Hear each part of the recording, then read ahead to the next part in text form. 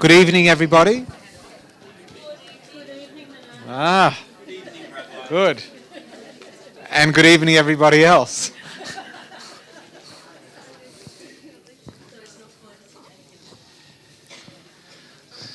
So it's good to have everyone back again.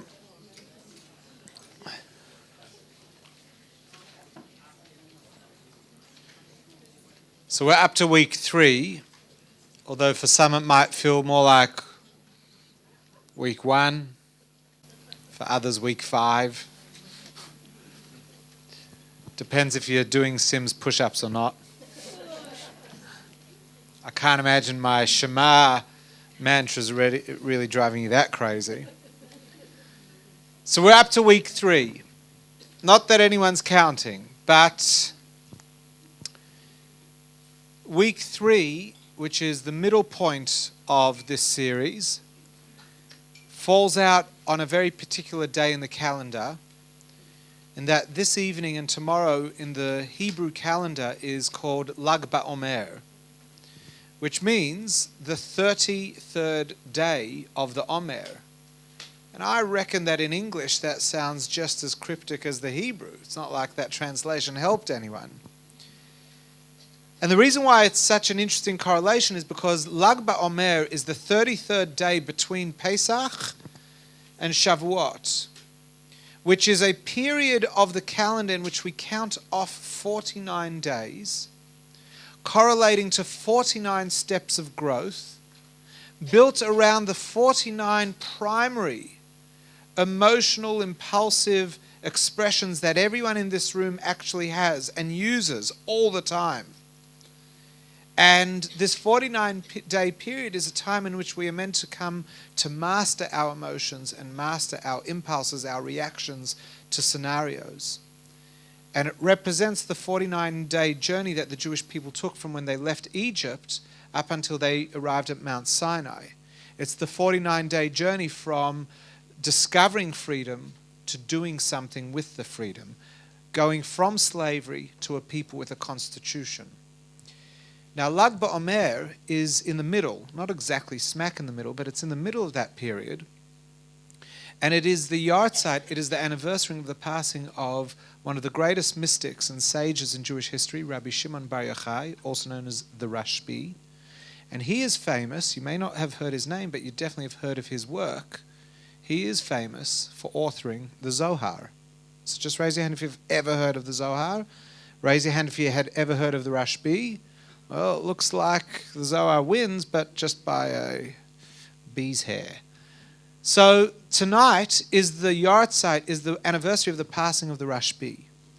And the reason why this is so significant is because what he brought into the world was a light, a knowledge, a wisdom that would allow us to take a spiritual view of reality, a spiritual view of life. But more than that, it's an evening in which if we had outdoors, maybe we would do this. People make bonfires to celebrate the light of his life. And it's like this pause that takes place during this period of growth, which is like a check-in of not only are you growing, but you are becoming more spiritual. Not only are you growing, but there is a new light, there is a new perception of the world that may be dawning on you. And I just find that that is uncannily incredible, that is happening on the week 3 of this journey, because after the last 2 weeks, after the last 14 days, you've been practicing different things, and by now you should start seeing results. By now, results, let's use this word very carefully. By now you should be seeing change. But you also know you're not at the end. It's like, another 2 weeks. What else are they going to pack on? Now I've got to photograph all my food. I can't eat flour. I can't eat sugar. I've got to be doing push-ups, sit-ups, and crunches. I've got to be meditating. I've got a Moda Ani mantra, Shema mantra. What else are they going to do? And it could be very easy for you to become despondent. Is this really going anywhere? And where is this going? And how? And Lag BaOmer says, of course it's going. Can you see the light? Can you start seeing the effects? And so tonight, not only do we celebrate Lag BaOmer, which is not the completion, but it's a very important milestone and check-in, but so too we are continuing with week 3, which is not the end, it is not the milestone, but it is an important check-in. So, just raise your hand if you have been practicing most of the exercises most of the days. Good. And just raise your hand if you're happy with how that's progressing. Raise your hand if you haven't been doing it, but you're still happy with the progression. See? Happy people. It's all a marketing ploy. So let's kick off. Let's begin. You can all go home and say, well, I don't know what they said, but everyone seemed to be happy with what was happening. There were a couple empty chairs, but that's because they seemed to have culled the people who weren't happy.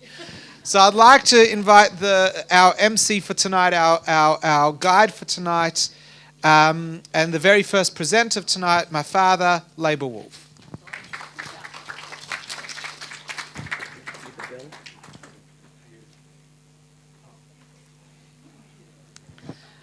Really nice to see you here, especially on a night like this. I'm going to explain a little later on why you could be elsewhere enjoying bonfires, bows and arrows, and lots of other things, but I'll explain the cryptic meaning of those words shortly. What we don't recognize, I believe, is the immense power that each one of us has within. I think we hear these phrases and they sound good, but we don't actually believe it. We speak about it and we try to demonstrate our understanding and knowledge of it, but do we actually believe it? Do you believe that you have the capacity to alter the way that the blood flows through your body, the way that your heart beats, to activate healing down to the cellular level? You've heard these phrases before, but do you actually believe it? And here's the conundrum. Unless you believe it, it doesn't work. I want to demonstrate two little things before we go into a bit of drawing. I'd like you to put one hand on your tummy and one hand on your chest. That may require you to get rid of the pencils. I want you to work out which hand seems to be moving more than the other hand. Don't tell me.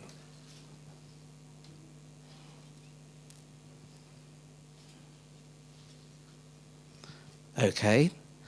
Please indicate now with your hands up if you found that your chest hand seemed to be moving a little bit more. And those of you who found that the tummy hand seems to be moving more. Okay, some of you are right and some of you are wrong. Not in your responses, but in the desirability. Did you know that if your hand on your tummy was actually moving more, you're in a more relaxed state? And if your hand on your chest was moving more, you're in a slightly more stressed state. Now that happens to have been proven quite conclusively. So what's the aim of the game? And perhaps Dr. Bev over here might be able to share more insight at some stage about it. But you and I have the ability to change so that you can make the hand on the tummy seem to move more. And if you do that, what you are doing is creating a relaxation response. Everyone in this room has that power. Now do something else for me. Take your two index fingers and allow them to touch. I want you to work out which finger is touching which. Okay, after the initial laughter, you will find that one is a slightly more active toucher and the other one, the alternate one, is a somewhat more touchy, being touched. Work out which one is the active one. Don't tell me.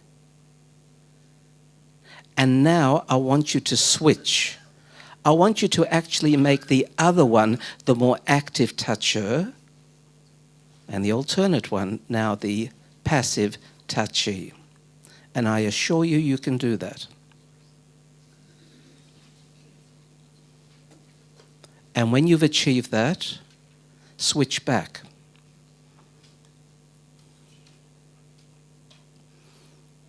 Okay. Around 60% of you in this room will have successfully completed that experiment and recognize that you have the capacity. The other 40% will be walking out of the room wondering, what's he talking about? Why can't I do it? Is something wrong with me? The truth is that everyone can do it. And I'm demonstrating that you have the ability to direct the flow of consciousness through your body. And if you become sufficiently masterful, you can do so with any part of the body down to the level of the cells and create healing, for example, as one of the products. So with that in mind, I'm going to say when you're doing these colorings in, you're doing both things automatically. You'll find that those of you who found that the hand on the chest was moving more, at the end of the next several minutes of colouring in, you'll find if you test yourself again, it'll be the abdomen. And you'll also find at the same time that you are actually able to recognise the flow of consciousness as you direct your fingers towards different pens and different boundaries within. We have those abilities. Now for the next several minutes, without any discussion, without any talk, spend time mindfully creating and focusing at the same time. Shh.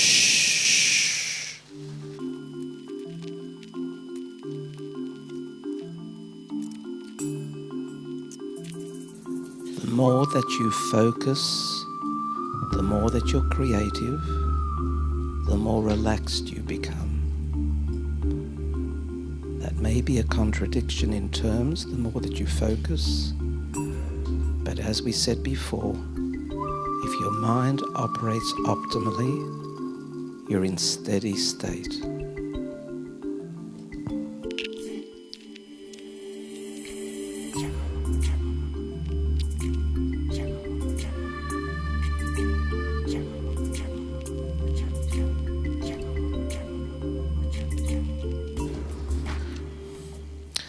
Okay, just let go of your riveted attention. How many of you have discovered by coming to this Manifest series for the first time the joys of colouring in since childhood, that is? For how many of you has this been a fairly neutral kind of exercise? Be quite open. Good, okay. As I said last week, not every mechanism, technology, modality suits. This is one that for the vast majority certainly has been an extremely positive experience, whether we're reconnecting to our childhood or whether, as I believe, we're actually enjoying our inner creative self, which we never have the opportunity to express as often, as well as a joyous focusing as opposed to a far from happy focusing that sometimes we're forced to do. So please make sure that you do have the opportunity at home to continue that. That will be absolutely wonderful. Our next presenter, Dr. Debbie Herbst, is not here in body. She has a professional appointment in the United States, but she is here on screen. And we're going to play Debbie sharing with us today another aspect of food, and specifically the aspect of relationships in context of food. Enjoy.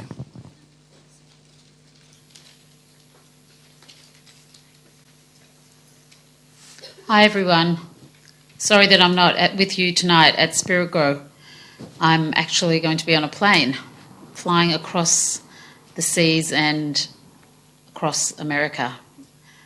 Please God, I'll land into Miami Wednesday night their time, Thursday Australia time sometime. So I hope you are all well. And like I said, I'm missing the vibe and the spirit and the commitment that we've seen over the last couple of weeks throughout the Manifest program. What the theme of what I want to speak to tonight, I'm going to call it simply community. And I want to focus on 2 points. First, let's do a little recap of what we've talked about for the last couple of weeks. The first week I presented lots of facts and figures, and we talked about where the health of the nation has gone wrong. Where have we gone wrong? Why is there so much chronic disease? Why are the rates of diabetes and obesity skyrocketing? Why are the rates of allergies? Are the rates of autoimmune disease? Even the rates of type 1 diabetes, which is an autoimmune disease, why are these all skyrocketing?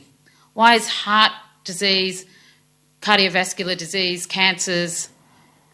We were promised many years ago that if we all just followed the dietitian's guidelines, if we all just followed the food pyramid, if we all just stopped eating saturated fat, if we all just exercised a little bit more, that we would all be healthy and live long, fulfilling lives. However, we've seen that that isn't the case. Last week we honed in a little bit on a number of particular food or food groups which are implicated in being responsible for the increase in inflammation and chronic disease. I hope by now that I haven't overcomplicated the situation, because really my manifest, my aim is to keep things simple. As I said the first week, let's keep it simple. And last week we talked about JERF, just eat real food. So this week it's simply community. A number of years ago, when I was spending some time in a gym on the treadmill or on one of the machines, I pondered how crazy things are, that we have to work hard to earn enough money to be able to afford a gym membership so that we can exercise. Why not just do what we were designed to do? Not rely on machines and push-button technology, but actually move our bodies in order to live our lives, as our grandparents and all those who came before them certainly did. And similarly with food, it seems, why not just go back to the way the world was designed, the food groups that God put in this world for us? Why have we overcomplicated and tried to, in a way, try and simplify things, but really cause layer upon layer of complications and problems? So what I'd like to talk about is really, let's strip back the layers of complexity, the layers that have shrouded things and made people confused. Just last night there was a documentary on ABC about the powerful sugar lobby and about how guidelines are very much influenced by the food manufacturing companies and the influence and power that they have over the implementation of dietary recommendations. But at the end of it all, I was just left thinking everyone is probably so confused and perplexed after watching a documentary like that, because of course they presented multiple points of view. And so I was sort of left feeling, well, you know, who knows what the truth is? I think if we just think about it logically and rationally, and we look at the facts on the ground, we look at all those multiple health issues that people are plagued with today, if we look at our very sedentary lifestyle, if we look at the over-reliance on technology, if we look how that has eroded not only our physical well-being, but our emotional and spiritual well-being, and how it has eroded our relationships with others, we should let the facts speak for themselves. I guess everyone's still puzzled, but what should we do? It's all nice to talk about, you know, the issues and the problems. People want solutions. There are a number of issues that I haven't really even touched on over the last few weeks. The way that certain foods affect brain function, the increase in behavioural disorders, autism, attention deficit disorder. Speak to any school teacher anywhere and they will tell you of the number of children in their classrooms with significant difficulties in concentration and in learning. Another topic that I haven't touched on at all is the new-founded liver disease called non-alcoholic fatty liver disease, NAFLD, NAFLD. At the Alfred Hospital recently, they have opened up an entire clinic dedicated to treating this problem. The Non-Alcoholic Fatty Liver Disease Clinic. This did not exist a mere 30 or 40 years ago. I'll repeat that. This condition did not exist. People had chronic liver disease from either alcohol, medications, or hepatitis from infections. We have created an entire new industry out of the layers of complications that we've come to adopt in somehow this crazy attempt to have a life of freedom and time-saving measures, opening up boxes of food, flicking switches, which are supposed to leave people feeling freer and free up their time and free them up to enjoy their lives. However, clearly, if anything, only the opposite is true. So the one theme is the keep it simple. Let's go back to basics, back to what our ancestors ate, the food groups they ate. As I said in the first week, if it was in their cupboard, if it was in their pantry, if it doesn't find its way onto a supermarket shelf, if it can't exist on a supermarket shelf for weeks, if not months or years, then most likely it's going to be a real food. The other aspect of what I wanted to touch on tonight is the aspect of community. And this is something which is very relevant and significant into me not being physically with you all tonight. The reason that I'm off on an aeroplane is that I made a decision just very recently to make this trip to be with a friend, a very, very close, near and dear friend who we have known for many, many years, who has not had an easy life at all. Most recently of which her husband passed away about 18 months ago. And her son is now getting married on Lag BaOmer tomorrow in Miami. Anyone who suffered a loss, anyone who has suffered a loss will know that making a simcha, having a family celebration at such an occasion after a loss is a very bittersweet occasion. So I made the choice and the decision to be there to support my friend and another friend who was also going. And this brings me to the point of community. One of the strengths of the Manifest program is that it is being done in and by a community, in and by a group of people, some perhaps like-minded, some perhaps not like-minded, but a group of people who've made a commitment and made a choice to make a change in their lives and, as we've said, make a change in the lives of those around them. Community. Last week, the survey went up on the screen, what is Spiritgrow? And by far and away, the resounding answer was, it is a community. These changes, as much as they're changes for individuals to make, the changes in diet, the changes in exercise, the changes in the way we think, the changes in our spirituality, are undertaken by individuals, but they are enhanced and made so much, I won't say easier, but so much more powerful when these changes are something that we undertake together.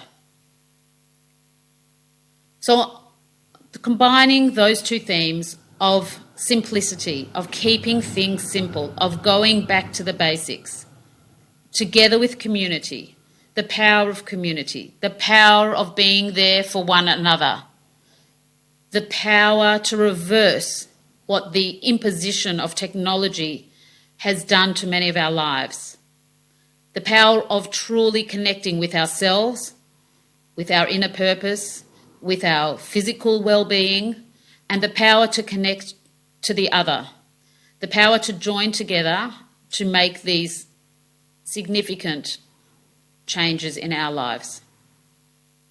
So, on that note, the homework for this week is to, together with somebody else, whether it be a fellow Manifest participant, whether it be a partner, whether it be a child, whether it be a friend, whether it be a group, to get together to not only cook, but to shop together, to choose wonderful fruits, vegetables, proteins, real foods, beautiful fresh herbs and spices.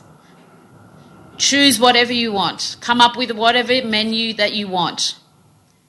Obviously, with some restrictions. The restrictions being no added processed food-like products, no bottled sauces, no condiments that come out of a packet or a bottle, other than freshly squeezed juice or extra virgin olive oil comes out of a bottle.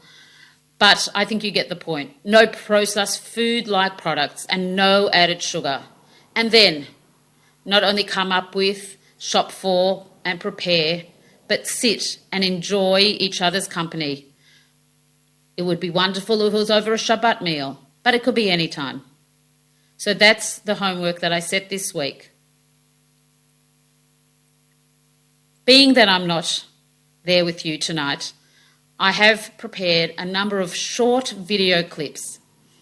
As much as you've been listening to me, over the last number of years, I would say there's been an explosion, and it has come from multiple angles, multiple facets of people all coming to the same conclusion, the eat real food conclusion.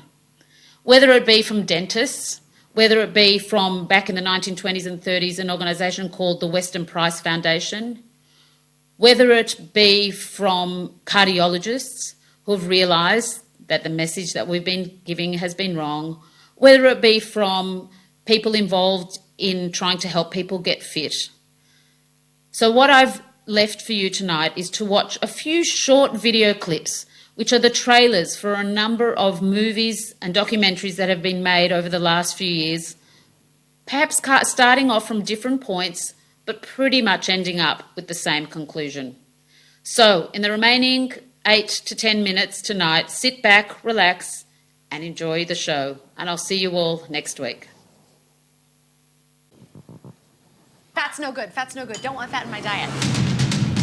We have lived a lie for 50 years. You know, it's not an accident that people are hooked on all this processed garbage. Having the federal government get behind the low-fat diet changed vastly the food system. Suddenly now we're eating a carbohydrate-based diet. You might as well be eating a bowl full of sugar.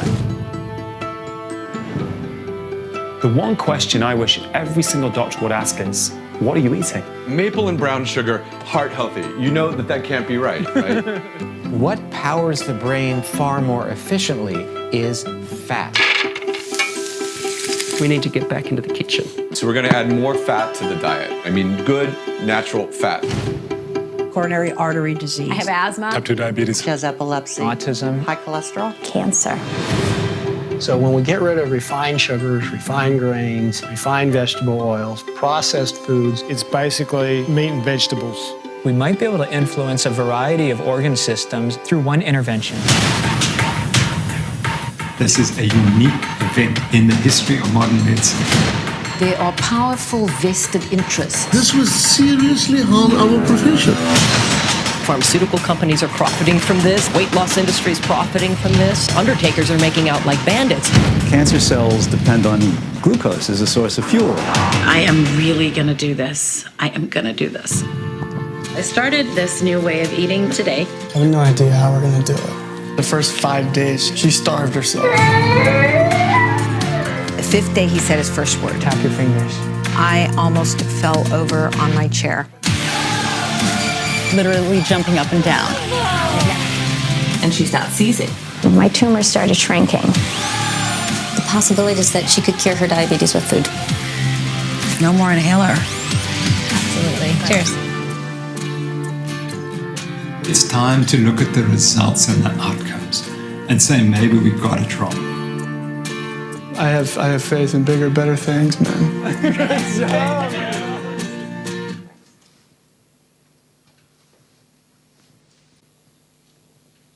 The epidemic here is worse than previously estimated, much worse. The message that's been pushed on us It's your fault you're fat.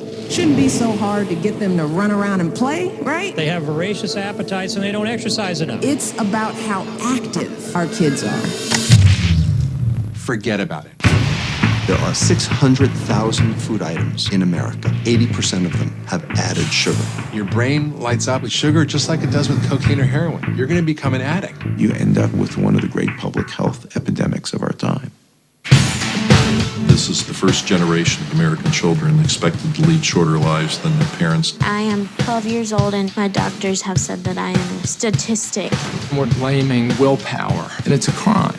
Over 95% of all Americans will be overweight or obese in 2 decades. We're toast as a country. The sugar industry is extraordinarily powerful. They're in business to make money, not to keep America healthy. What if our whole approach to this epidemic has been dead wrong? The government is subsidizing the obesity epidemic. We place private profit ahead of public health. Systematic political failure. By 2050, 1 out of every 3 Americans will have diabetes. Those diseases are being driven by sugar. This is the fundamental problem nobody's talking about in society. We could cure 80% of the problem where they prepared the food in the school. Tomato paste is a vegetable? Really? Junk food companies are acting very much like tobacco companies did 30 years ago. I would reject entirely any argument that they are in any way harmful. Lying through their teeth. Kids are being told the biggest lie they will ever hear in their lives. Ronald McDonald never sells to children. He informs and inspires through magic and fun. If a foreign nation were doing that to our children, we would defend our families. Years from now, we're going to say, I can't believe we let them get away with that. You have to change the diet of America. It's all preventable.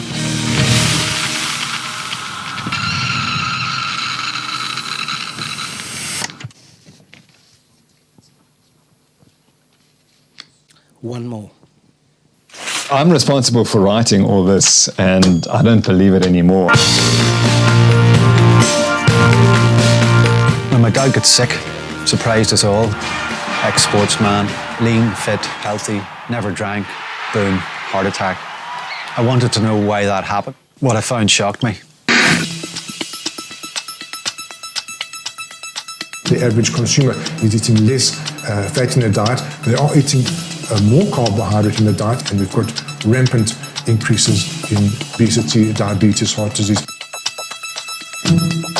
I found out that a lot of what I thought I knew was what you could only describe as lies.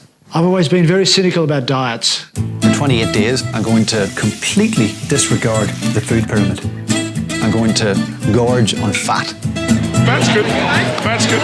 We've been lied to about cholesterol for long. Some people don't understand how it works. There's magic in fat. In my view, the prudent diet does not prevent heart disease, it causes it.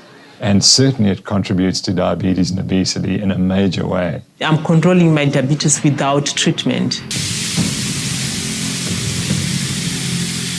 Meat, fish, nuts, eggs, those in my view should be the core food. We're going to prove that fat is good. I feel a lot better. I've lost a lot of weight during the time without even trying. My favourite is a steak with nice pieces of fat on it. And I'm quite confident in 10 years' time that the Western society will be embracing this low-carb, high-fat concept. I'm just going to try and get to the bottom of how I can drop dead healthy.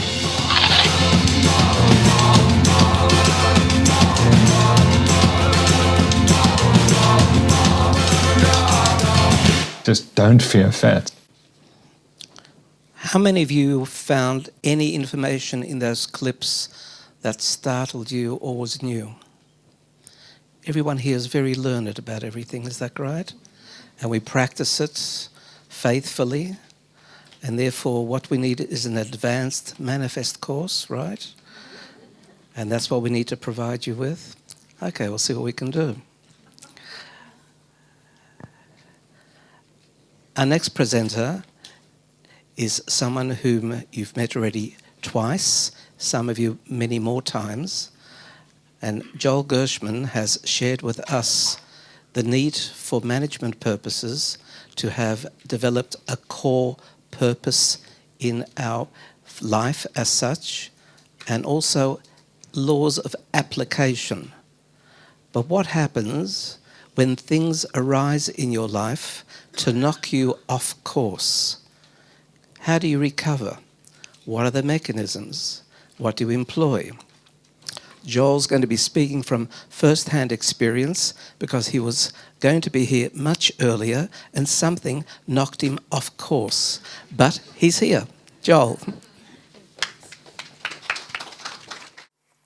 All right. Good evening and welcome back to the management segment of the Manifest series. I'd like to kick us off tonight with just a really quick recap of where we've come to so far in this segment of the series.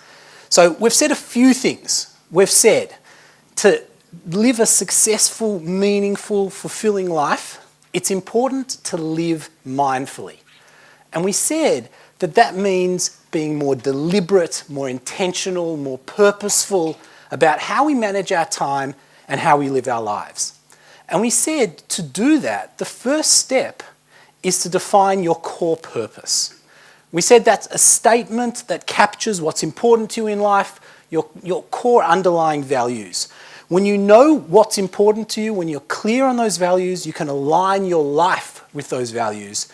And when you do, that increases your sense of meaning and fulfillment. That's what we said in session 1. In session 2, last session, we said that you actually need to apply your purpose practically across each domain of your life. And so your homework was twofold. Number 1, to set some specific measurable goals for expressing your core purpose in each domain of your life. And 2, to bring those goals to life through a few well-chosen 90-day action plans. And I'm hoping that you use the workbook we provided you to work through that process. Okay? Those strategies are critical. Don't underestimate the power of planning deliberately how to live your values. It's something we don't often do, but it can have an extraordinary effect on your life. However, we all know that life doesn't always go to plan. And when faced with difficulties and setbacks in life, and we're all faced with them from time to time, emotions like stress, pain, disappointment can stop us in our tracks, can knock us off balance, and can hold us back from living to our full potential. And so the question is, what do you do when you're faced with these challenges that threaten to knock you and your nicely laid plan off course? For that, we're going to need skills and tools for staying balanced and resilient even when the going gets tough. And in particular, we're going to explore the skill of reframing everyday challenges so that you can retain and regain balance. That's where we're going tonight. Now, to retain and regain balance, we need to start by understanding a little bit about how the human mind works. Because if we can understand what causes our response to difficult events, then we'll be able to more effectively manage those responses. So let's use a really practical example to explore this idea.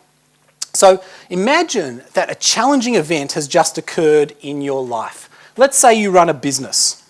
And let's say your biggest customer, one that makes up, let's say 50% of your business, has just left you for a competitor, which means that you're going to now struggle to make staff salary payments next month, let alone have anything left over for yourself or your family. Okay, so that's the scenario. Now let's say that this setback has hit you hard. Perhaps it's thrown you into a state of stress and anxiety, such that it's stopping you from thinking and acting constructively to deal with this issue.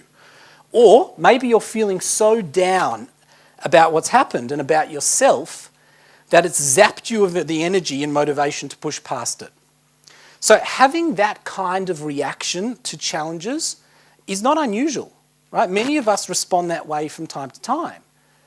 But if the event has knocked you off balance so severely that you can't effectively push forward towards your purpose, then it's worth exploring ways to regain and retain balance. And the first question we need to ask about this situation is, what's causing this debilitating response? So let's explore it together And to answer that question, we're going to need to jump into a quick crash course in psychology. Does anyone mind if we do that?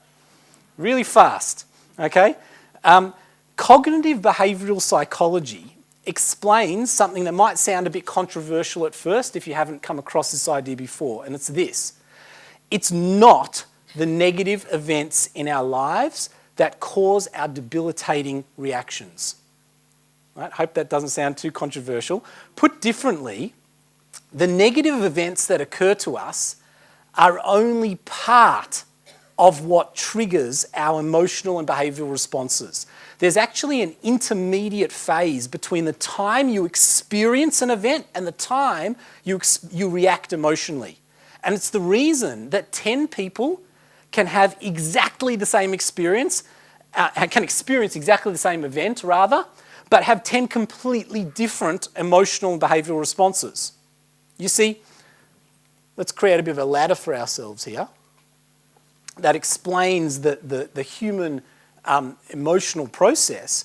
You see, when we experience an event, let's say it's a major client leaving, it gets processed, so the event is at the bottom, but it gets processed or filtered through our minds. We tell a story about that event. We make assumptions about the event. We interpret it in some way. And it's that interpretation or story that sparks our emotional responses or reactions. This process is often, subconscious and almost instantaneous, so we sometimes don't even notice it. And what's so interesting is that the way we tell the story, the interpretations we give, are often strongly shaped by our past experiences and unique personalities, which is why we respond so differently to life's events. Now, don't take this from me, right? I'd like to conduct a little thought experiment with you, just to prove this idea.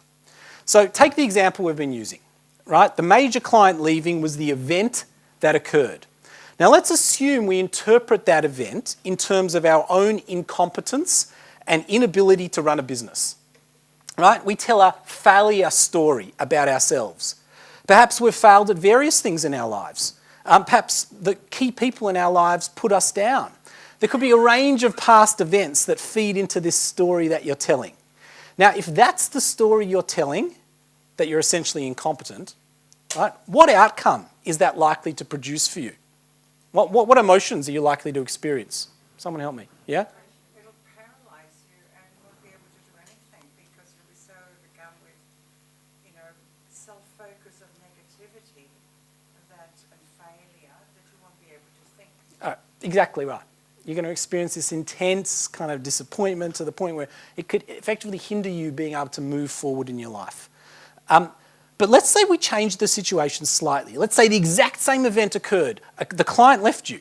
But this time, let's say your story is a little bit more optimistic, right? You're thinking, well, I'm upset that my client left, of course. That's fair enough. And it's going to take a huge effort to rebuild. But I've built it up once before, so why couldn't I do it again? If that was your thinking, what might the outcome be for you? Take more responsibility next time. You start taking action. You think there could be a positive outcome and you start rebuilding. Not pretending it's easy. It might be very tough, but the change in assumption, the change in interpretation completely affects the way you respond to that particular issue. And this idea is at once sobering and empowering. Right? On the one hand, our interpretations have a powerful hold on us. That's the reality. And they can produce stress, pain, and other debilitating emotions that can knock us around. But equally, knowing that we can reshape our interpretations means that regaining emotional balance is often within our own power. And I say often deliberately because if negative feelings persist, sometimes we may need help from appropriate professionals and we may need appropriate medicine, and that's legitimate, and I don't want to suggest that isn't appropriate in certain circumstances. Nevertheless, what I'm saying is our own power is significant. And as usual, there's no one who puts this better than Viktor Frankl. You'll notice I quote him often, but he says, between stimulus and response, there's a space. In that space, is our power to choose our response. In our response lies our growth and our freedom. Now, if that's the concept, the question is, how do we apply this idea to our lives, especially when we're in the midst of a challenge or a setback? So I want to spend a couple of minutes talking to you about this, and this is essentially going to be your homework. So what I'd like you to do as homework is the following. I'm going to ask you to consider an event in your life that has caused you stress, pain, or disappointment. Ideally, it's something that maybe you're going through at the moment, but if there's nothing particular at the moment, you could choose an event from the past. It could be a crisis in your business, it could be a falling out with a relative or a friend, it could be really anything that you consider to be a challenge or a setback. Now, what I'd like you to do is consider your emotional reaction to that event. How did you feel about it? And I'd like you to simply describe your emotional and behavioural reaction. That's point 2. Next, this is where it gets really critical. Consider how you've interpreted the event. If you're not aware of your interpretations, you can't change them. So ask yourself, why did I feel that way? How was I interpreting what happened? And in a sense, you're really asking yourself the question, why was this event knocking me off balance? And I don't want you to be afraid to think deeply here, right? Sometimes current events can be linked to larger stories from our past that can add to the emotional charge. You might remember I've been talking about one of my clients, Howard. You remember I've mentioned him as a bit of a case study? So Howard was on the verge of being kicked out of his own business by his CEO, the CEO he put in place. And when that happened, he fell into a state of despair. And when we explored the story he was telling himself, it was clear that his mind went back to his days of being bullied at school and having his bag taken away by the older boys, to the days when he was failing. He actually failed many of his exams at school. He's a smart guy, but he couldn't pass many of his critical exams. And he was seeing this business failure as part of a pattern of failures that were happening in his life. He was telling a failure story. And it's the same story he'd been telling forever, since he was young. And it debilitated him. And he wanted to crawl into a shell and never emerge. Now, if your interpretations, like Howard's, are likely to hold you back rather than move you forward towards your purpose, then the next step is to gently reality test them before you accept them as truth. Right? And that's really what part 4 is all about. You see, research shows that when we hit a challenge in life, our emotions rise and our stories can often be exaggerated or blown out of proportion. And a little gentle prodding can often shrink events down to more realistic size, making them more manageable and less likely to knock us around. And so a powerful question we can ask ourselves is this one here. What evidence might support a different interpretation or story than the one you're currently telling? Now, the point here is not to fabricate evidence or play Jedi mind tricks with yourself by pretending there's no issue to deal with or pretending you're perfect. That's not what we're saying, right? It's to bring balance to your thinking by ensuring that you're taking into account all available evidence. And with Howard, we spent quite a bit of time saying, you know, is there any interpretation that says that you can succeed? And when he stopped to think about it, he realised there were lots of things he was actually succeeding in his life. And so the failure story was not entirely true. Yes, he did fail in some things, but he also succeeded in some things. And when he brought balance to his thinking, it took the edge off some of those emotions and enabled him to move forward much more constructively. And then the last step here is to ask, how can I use this setback as an opportunity to grow? Imagine the event you've experienced was designed as part of a custom-designed training program to help you grow and learn. Right? While we can't control the challenges that life throws at us, we can adopt what's called a growth mindset, which improves our ability to accept the situation, remain balanced, and critically, to learn from it. I might just quickly check. How are we going on a time? I haven't heard any bells ring. Does that mean we've got another couple of minutes? Okay. I'd love to share with you a little bit of research on this point. Does anyone mind if consider a bit of research here? I don't know if you've ever come across some of the fascinating research by someone called Carol Dweck. Anyone read the book called Mindset? No? Yeah, you have? It's a fascinating book if you ever get a chance to pick it up. But there's a large body of research that's accumulated over the last 30 years to back up this point, this idea of adopting a growth mindset.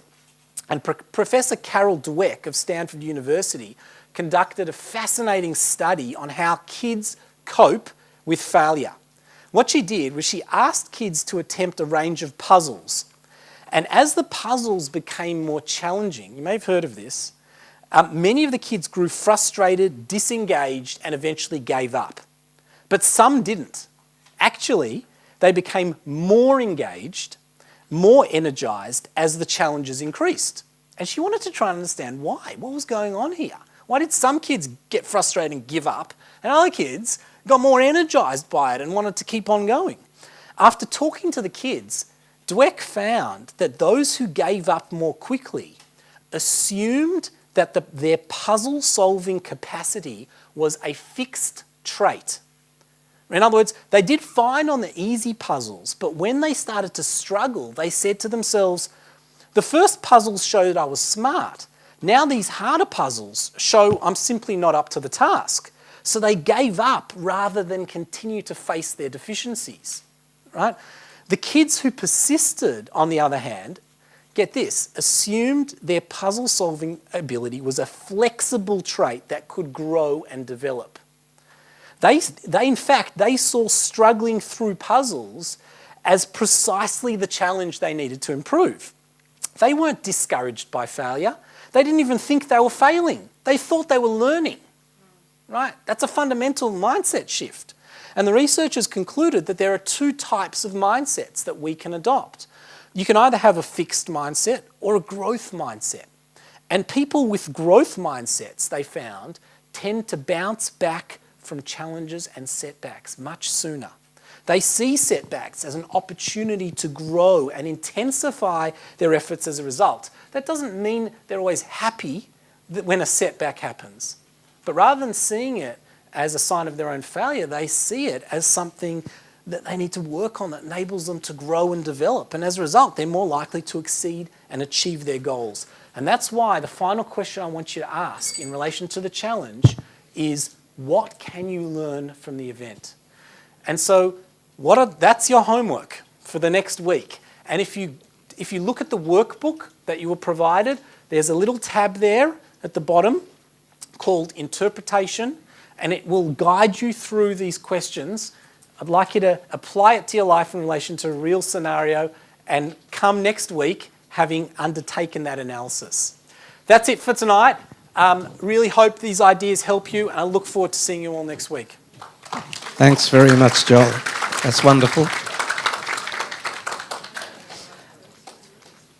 Just as your refresher drink is coming out to you, put everything out of your hands and stand up in front of your chair. I want you to take both hands and reach for the sky with your fingers interlocked. Stretch up, and then as you let go and allow your hands to come slowly to the side, I want you to give a big sigh. No. I don't think you guys know the meaning of big. Start again at the top, big stretch, and now a proper Yiddish kvetch. Okay? Take a seat. The food is coming out. We have a 10-minute break.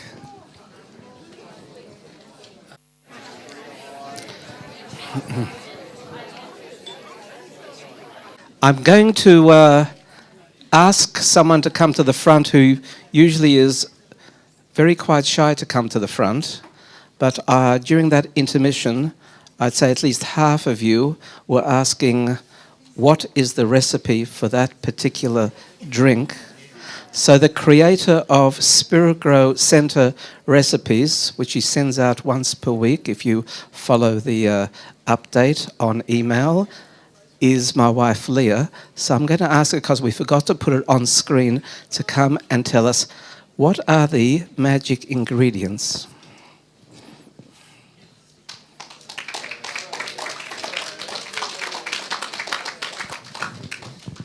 The magic ingredients are coming to Spiritgrow.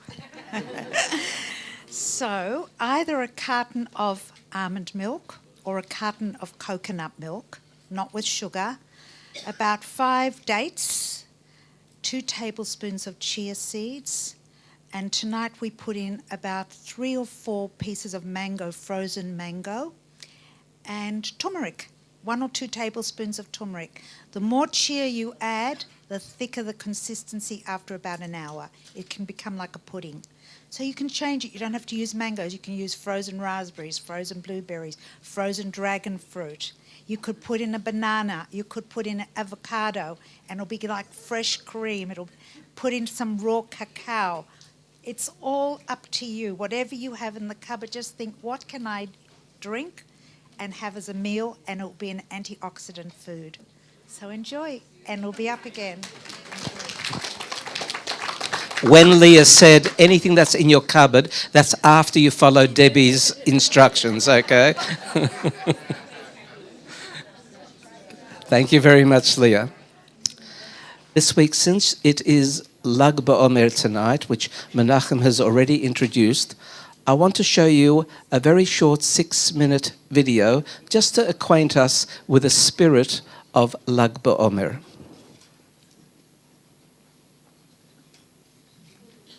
All right, folks, Yishai Fleischer here. I'm somewhere in Afula. I don't even know where I am. Behind me, thousands of buses are gathering in a midway stop heading up to Meron. That's the burial place of Rabbi Shimon Bar Yochai, and tonight is Lag BaOmer, the celebration of the life of Rabbi Shimon Bar Yochai.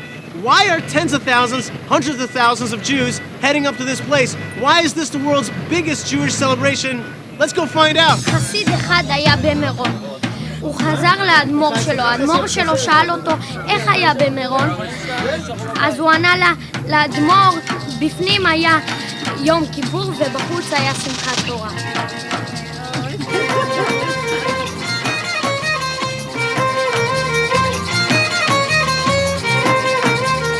Free food! That's part of the whole Lag BaOmer experience here in Meron. They just give out free food. This is shoko! Delicious! And this is going to give us energy to dance and to go nuts here in Meron to celebrate Lag BaOmer.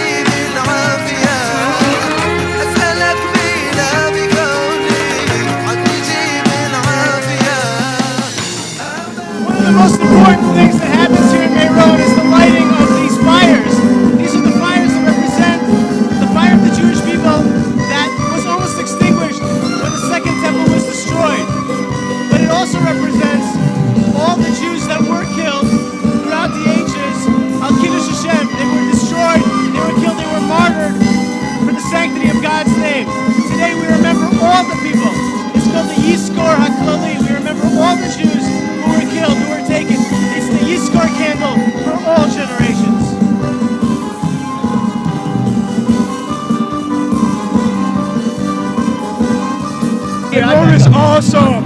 You guys are missing the experience. If you're watching this on video, please come here next year. Meron's like a little bit physical, a little bit spiritual. It's got something for everyone at Rabbi Shimon Bar Yochai's cave, and that's why we're all here.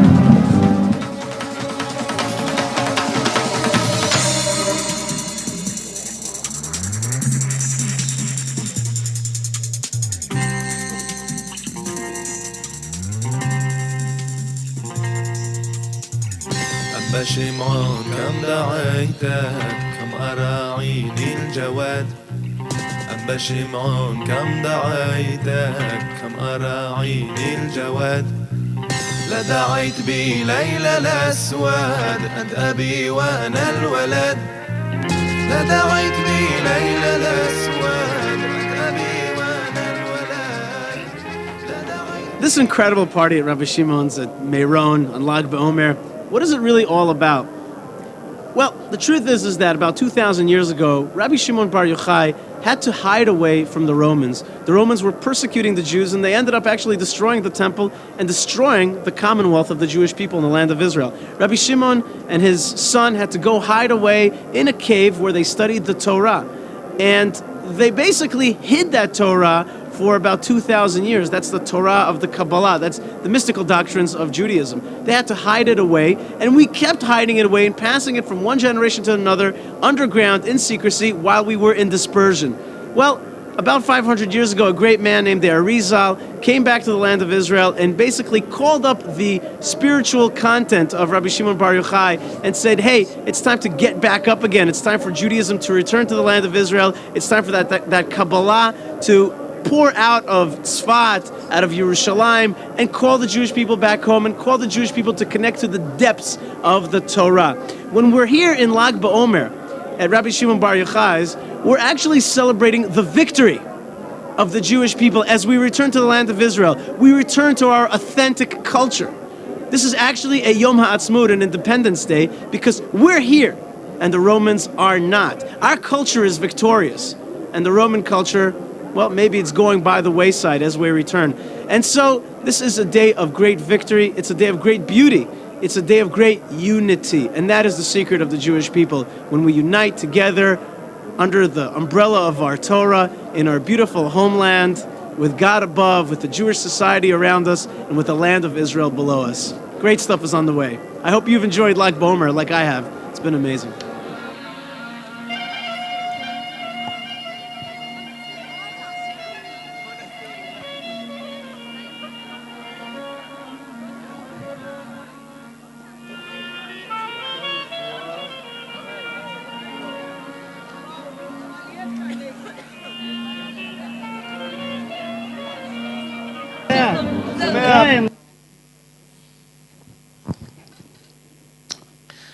We have the lights back on. So Lag BaOmer is a very, very special day in the calendar. If you were to go out and drive along Balaclava Road and sniff the air, what might you be sniffing? Smoke. Because there are a lot of bonfires currently taking place. Why are there bonfires on Lag BaOmer?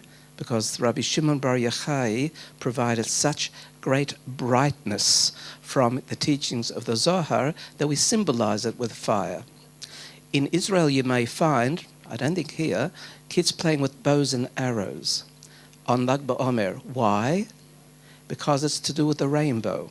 The rainbow is shaped as a bow, and the rainbow was always a symbol of things not going quite right, but God forbearing from punishing, because he made a covenant or a contract with us never to punish us in that same way again. The bow, as the bow and arrow, represents our recollection that we won't be harmed in the same way again. And there are lots of other symbols that relate to the Lag BaOmer, and not least amongst them is the eating of carobs. Carob, otherwise sometimes pronounced as boxer. Anyone know the taste of carob?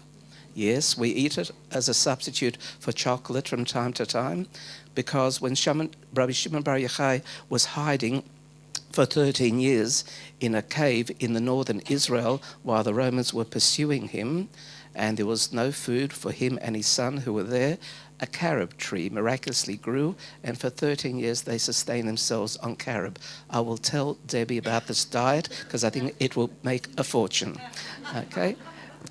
At this point, we'll have our next presenter, Menachem, and because it is Lag BaOmer, he has chosen a particularly Kabbalistic word to discuss with you, iskafia. I'm not going to tell you more. Oh, you're very kind. I was going to use the word as a surprise, but now that you know it, thank you.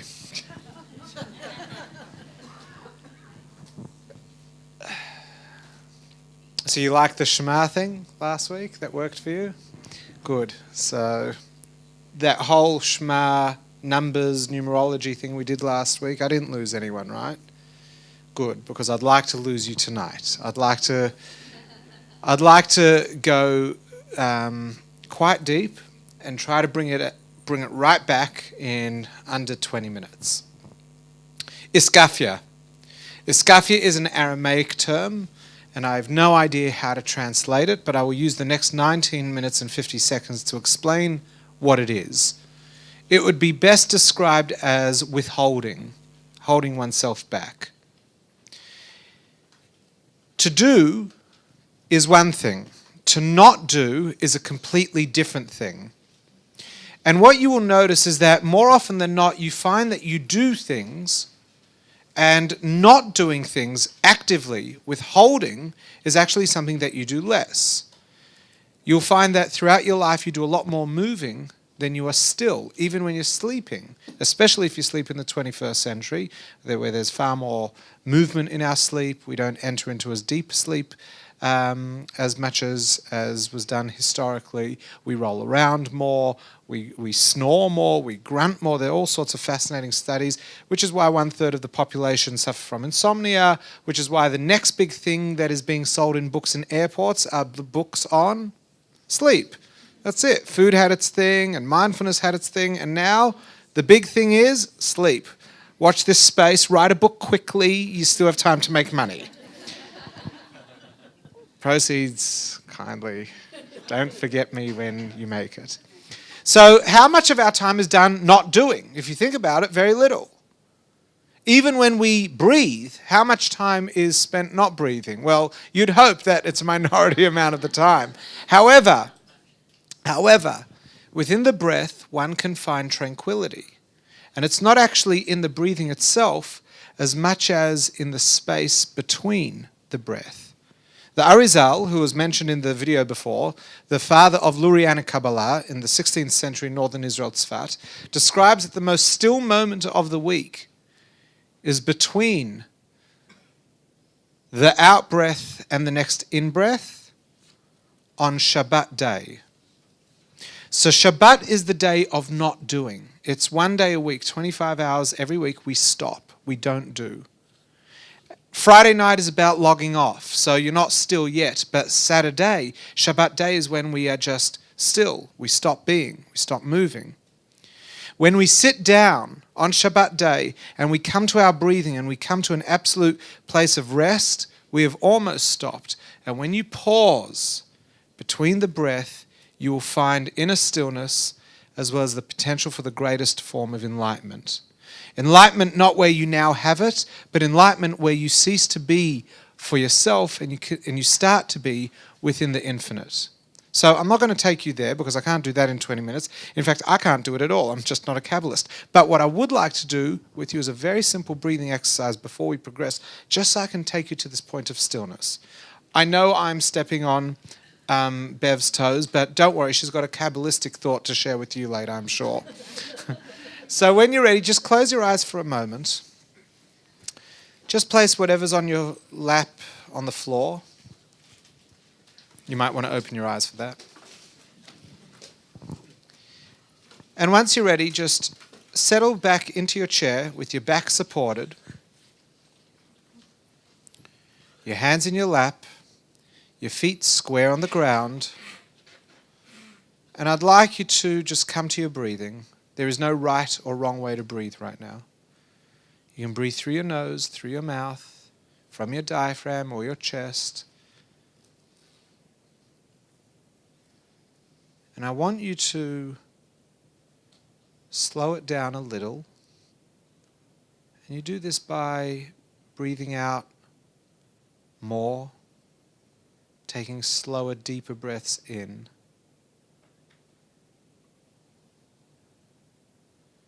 And as you breathe, I'd like you to notice the gap that takes place between breaths and in the middle of the breath.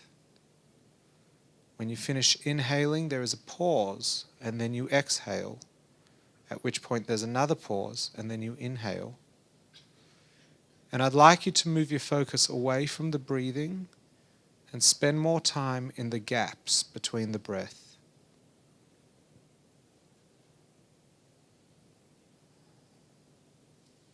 And what you'll notice is that in the gap, there is no movement.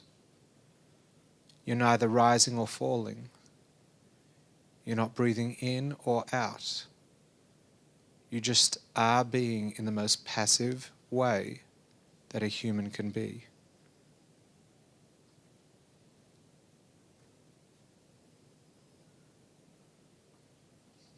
And just come back to the rest of the breathing. Reorient yourself with the floor, your hands in your lap. Come back into the room and open your eyes.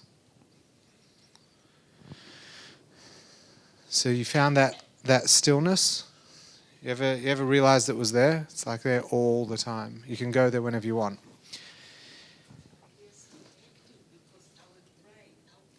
Oh, yeah. Don't worry about that. Inconvenient truth. I didn't say anyone's dying unless you... This wasn't about... If you died during that, speak to me later, because that's not a good side effect.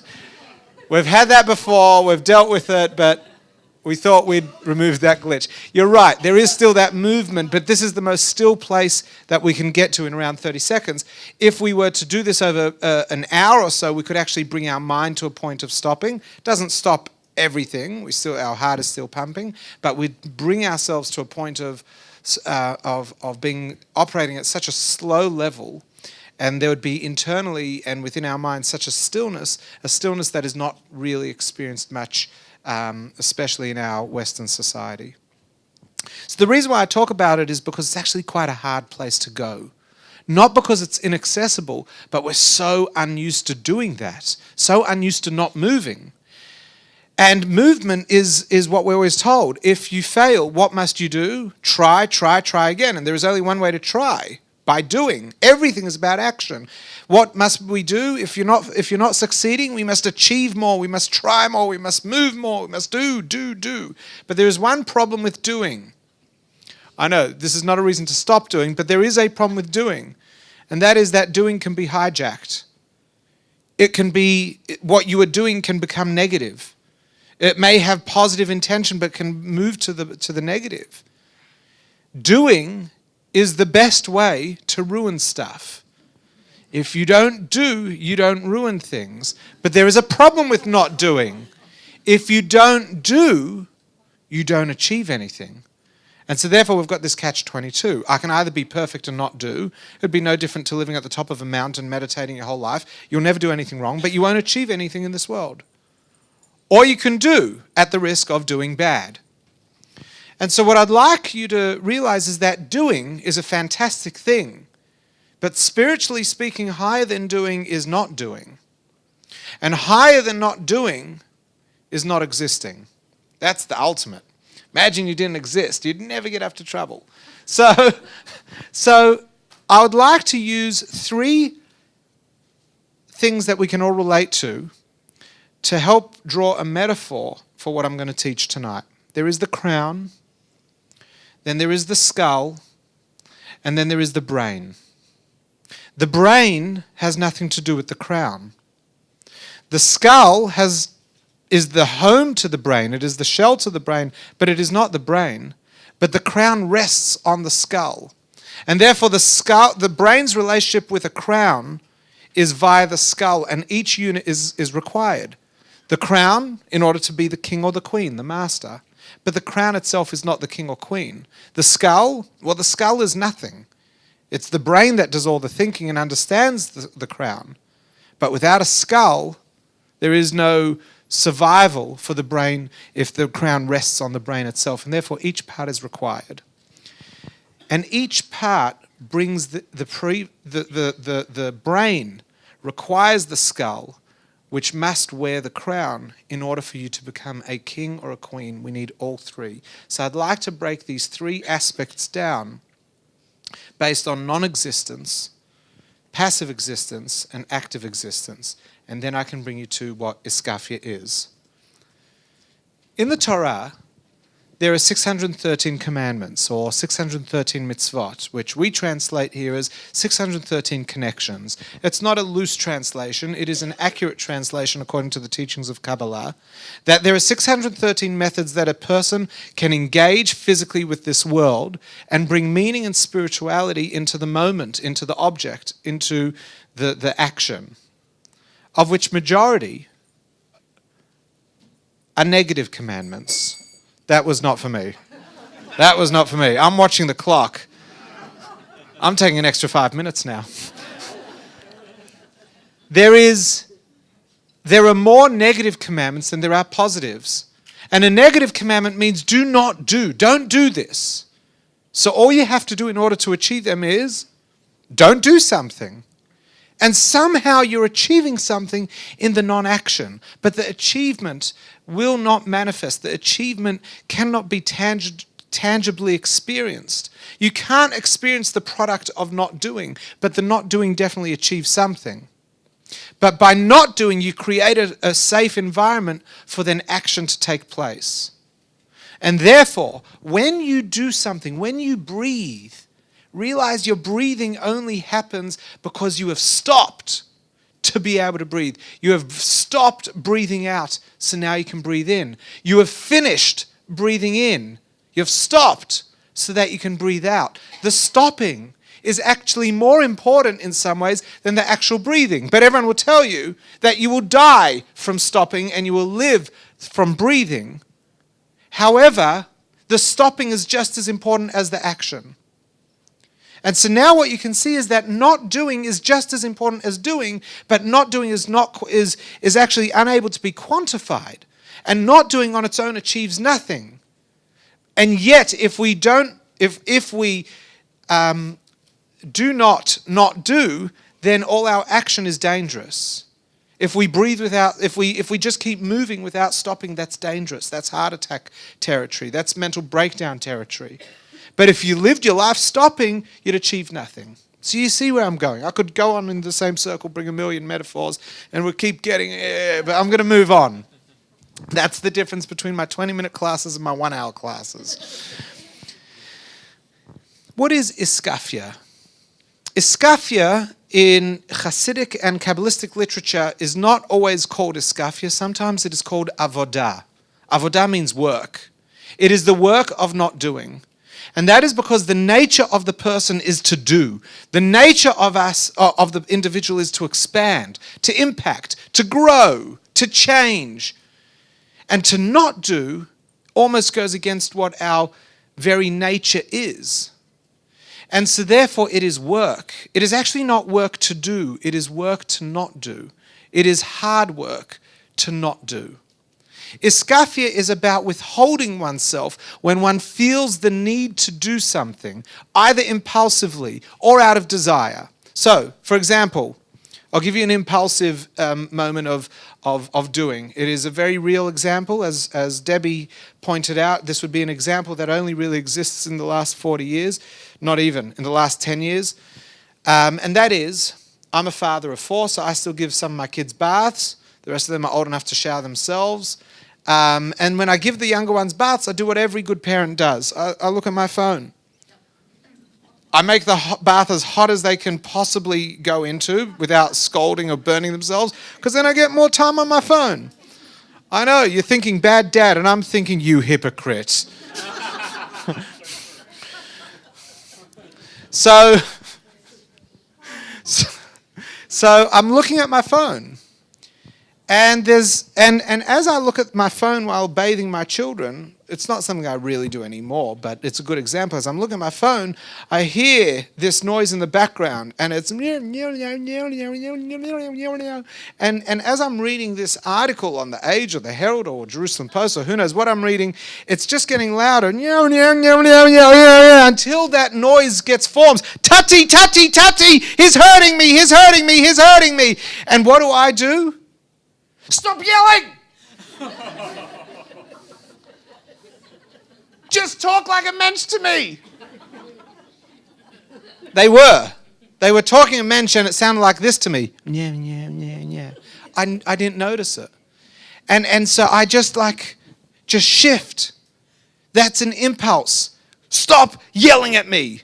Really what I'm saying is I've been hyper-focused right now. My phone has had my attention, and to suddenly shift my attention is actually something my brain is not wired to do really well. And so therefore I'm going to express myself and share with you this crazy tension that takes place within me when I turn my focus. Please don't take it personally. It's just me being a human. But all my kids hear is, stop yelling at me! Imagine how they feel. That's impulsive reaction because I want something and they're disturbing me. Their bath is disturbing me. Their yelling at me is disturbing me. Their hitting each other is disturbing me. I don't really care about my kids at that moment. I just care about getting back to my article or the fact that I was almost finished and someone disturbed me. And so I impulsively responded. Iskafia is to stop that impulse from manifesting. So it's doing this. So let's say I'm reading my phone. I do not recommend you test Iskafia on this. And I'll give you some better examples to test. But imagine, yes? That act of self-restraint is avodah. That is hard work. That is hard work. To respond to a drowning, God forbid, or a crisis in the bath, that's easy. You click into gear and you go. But to be able to stop yourself from clicking into gear, especially when that gear is the wrong gear to click into, that's iskafia. That's avodah. And you'd be like, oh my God, that's impossible. So don't worry. Let's not start with impulse. Impulse is the hardest thing to change. It takes 28 days. Let's talk about emotion. Emotion not as in sadness or happiness, not as in psychological understanding of emotion, Kabbalistic understanding of emotion, feelings. So when you really want something, what do? You act on it. You go and get it. You find a way to purchase it. You go and do it. I would like to do this with that person, so I go and do that thing. I'd like that thing in the shops. I go and buy it. I'd like to eat, and therefore I do. I want, and I do. The avodah is to hold yourself back and not fulfill the desire or the want, which is, again, so hard for the human. What do you mean, not? I understand don't buy something because I don't have the money, but don't buy when I do have the money and I really want it? I mean, who does that? Who doesn't order dessert when they know there's enough money on their credit card at the end of the meal? I want it. Iskafia is to hold yourself back, not because it's unhealthy, not because you've got some sort of justification to not have it, like I don't have the money or I don't have the calories available according to what you were thinking before my mother-in-law started speaking 2 weeks ago. I don't have whatever it is. What it is, iskafia is, I'm not having it because even though I want it, I will practice self-control and discipline, avodah, in this moment. Why would I do this? Is that what someone asked? Oh, why? Why? For the same reason as I stop when I finish half my breath. Because I started off by saying that if you do, your actions can be hijacked. If you are running, you can be running in the wrong direction. If you are an IT genius, you can become a hacker. If you are in the banking sector, you can become a robber. You can do lots of good things that may have gone over your head, but if you didn't, thank you. Thank you, Akiva, the wise one, thank you. But by doing, it can be hijacked. By not doing, you don't achieve anything. But by not doing and then doing, you ensure that whatever it is that you do will never be hijacked by negativity. By practicing iskafia, we begin to introduce consciousness into the equation. But you can only have consciousness if there is space for consciousness to exist. You can only wear the crown on your head if you have a skull to protect your brain from the metal. You can only be a king or a queen if you have a brain, but if you don't have a crown, you're not a king or a queen, using the metaphor. And therefore we need the skull, not because the skull in of itself is great, but the skull is what allows the brain to be and the crown to be worn. Iskafia is the silence that we create so that we can draw mindfulness, so we can draw meaning, so we can draw intention into the action. If you don't have the space and the silence, it'll be virtually impossible to be intentional. It'll be virtually impossible to be meaningful in the moment of action. And while we can fluke it so many times of doing the right thing most of the time, if we're fluking it, we can also fluke the wrong thing. Which is why people who do things without studying, let's say parenting, say, I'm a natural parent. Rubbish. Dangerous people, natural parents. You go, what do you know about parenting? I was once a child. Yeah, but you forgot that. You got to read, you got to study, you got to talk to people. You don't have to go to university, but you've got to be open to realizing maybe I'm not doing this right, maybe I am. You've got to create the silence to bring the meaning into it. And in order to create silence, you have to have a discipline of the creation of silence to be able to bring meaning. Otherwise, our actions start off with all the right intentions, we mean well, but soon our actions become self-serving. And what's interesting is that so many of our actions performed during the day are self-serving. Self-serving doesn't mean they hurt anybody, but self-serving is self-serving, and self-serving can easily become hurtful to another in certain scenarios. So if I'm just living for myself, but I'm not committing any crime, that's fine. But if I'm living for myself, I will always live for myself. And when it comes to helping another, I'm too busy living for myself. And so the reason why we'd practice iskafia is to allow other-centeredness, to allow meaning to exist within a life that should be fairly convenient. And here is your homework for how you're going to practice iskafia. How you would do your avodah. I like iskafia. It's more romantic. It's Aramaic. It's a language not spoken anymore. And it's the better word than avodah. 2 scenarios that you're going to practice iskafia every single day. Every day. Once when you're eating, and once when you're conversing. When you eat, if you are eating when you are hungry, I want you to pause. And I want you to remove one aspect of food that is on your plate, and I want you to cut it or remove it from your plate so that it's not a part of your meal. But it has to be on your plate first so that you remove it. Okay? You can do this at one of 2 ends of the meal. You can either do this before, so you're about to eat, you're about to get stuck in, but before you get stuck into your food and enjoy it, you remove. Which now removes you from having an emotional experience of I'm eating because I want to. It's now, why am I eating? You have created a window to ask yourself, why am I eating? Why? Where did that window come from? From that removal of food. That action will create the abstinence required to allow meaning into your food. The other side, the other place that you can bring this iskafia act on the plate is if you eat dessert. I want you to halve your dessert. Not because of weight loss, not because of health. I want you to eat the most sugary food just for 1 week. I want you to, no harm in that. It's just one meal. I want you to have dessert, and I want you to halve it. Because we love dessert. We love it. And I want you to practice being able to hold yourself back in a time of love, not love of another, love of yourself. And it's not really love of yourself, it's love of pleasure. I'm not against pleasure. I'm just against uncontrolled pleasure. And so what I want you to do is remove a part of your dessert and then eat your dessert. And you'll be like, why did I do that? And the answer is, because I can. If you were thinking because Menachem said so, you're already off to a bad start. It's because I can. So that's one act of iskafia, either at the beginning of the meal or at the end of the meal if you're having dessert. The other, and this is going to touch more on the impulsive, and I do this with people, and they're like, they don't say it's impossible, They say, I don't want to do that.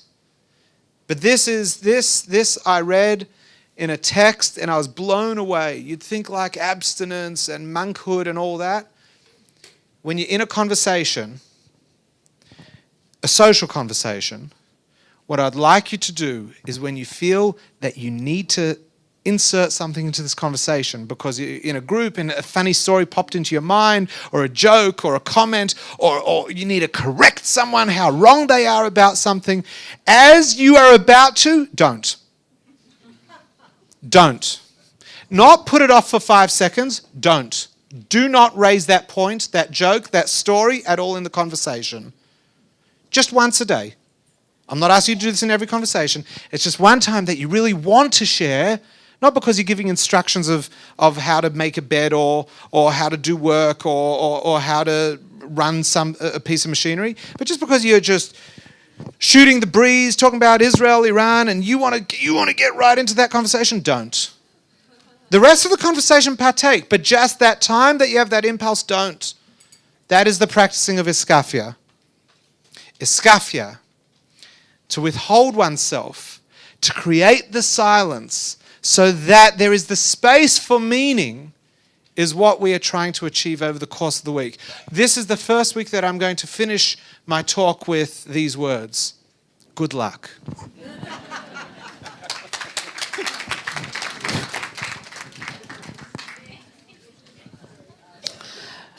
Everyone repeat after me. Iskafia. Iskafia. Once more, loud. Iskafia. Your Aramaic is so good. Okay.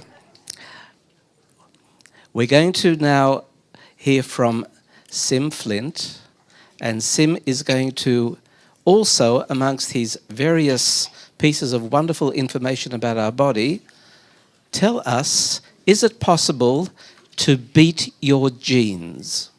Sim. Menachem, before you leave, there is no way I will take off anything from Leah's plate. Your mom. No way. Only heads on.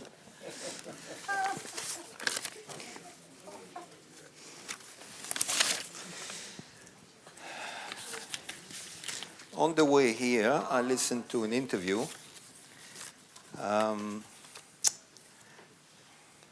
Alan Jones interviewed Professor Ross Fitzgerald, very well-known Australian historian, academic, a distinguished writer of 40 books, just released his latest book, and he's a very funny man. Now I want to share with you.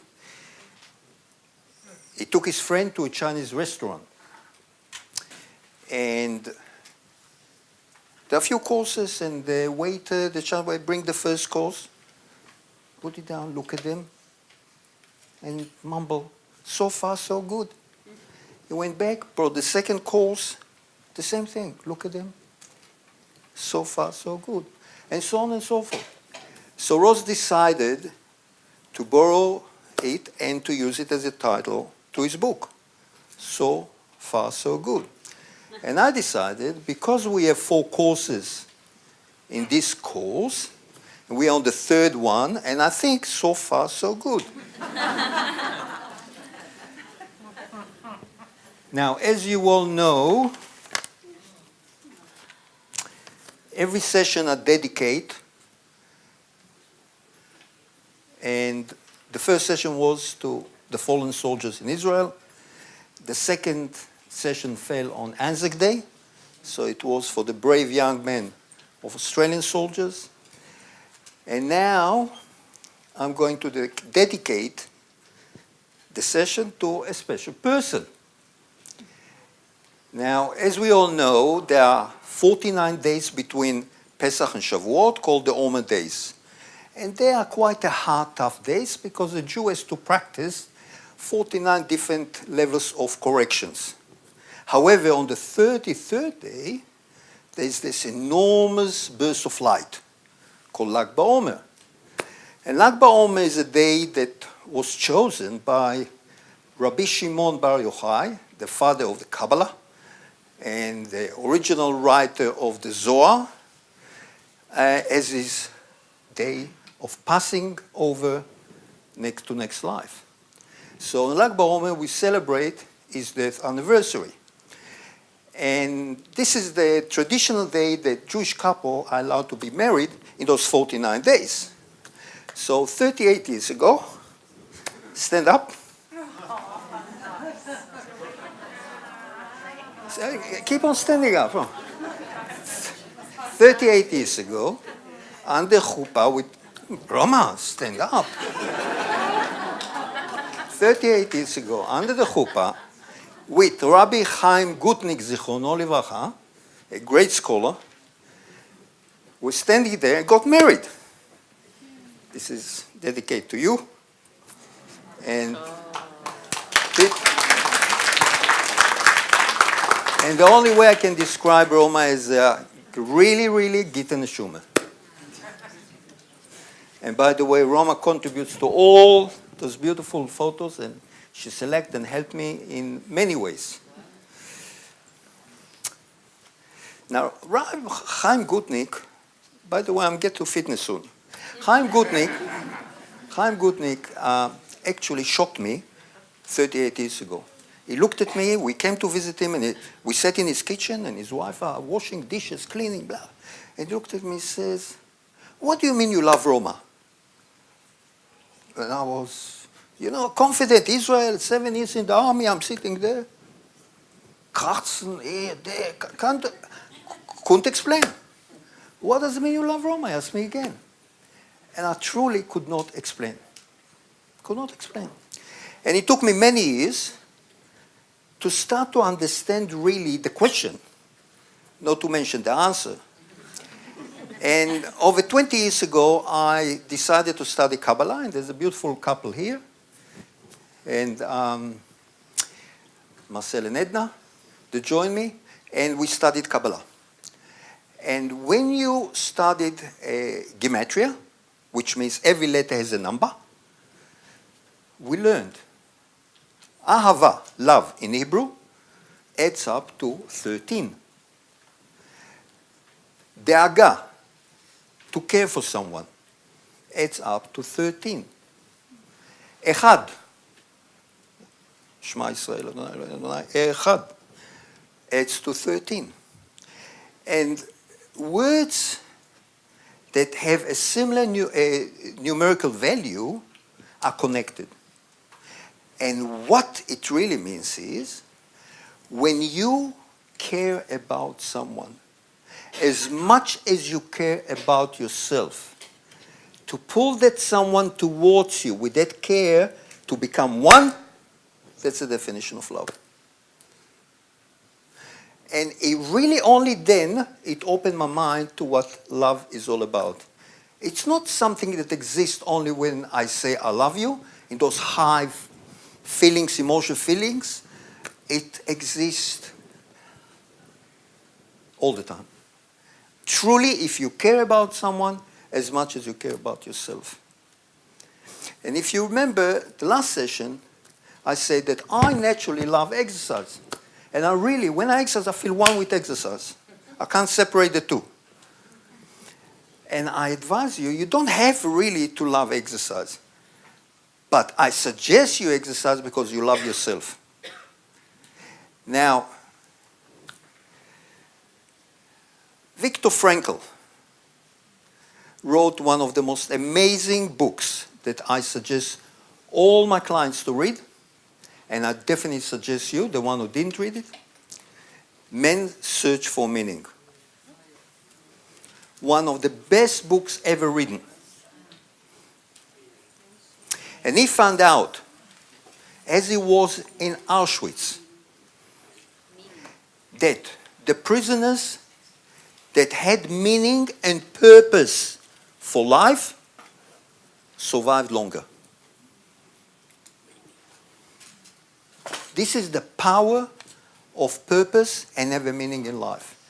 And what I suggest you, before I get now into the slides, if you identify in your life an important purpose that gives you a strong meaning, exercise for that. For example, to feel fitter, have more energy, to spend more time with my grandchildren. For example, to be able to walk to the supermarket, feel free rather than sitting in a car. To be more active, to get rid of all those medications I'm taking for blood pressure, cholesterol, or maybe reduce them so I don't have all those shocking side effects. Whatever reason, whatever turns you on, if that gives you a meaning to exercise, become fitter, just do it.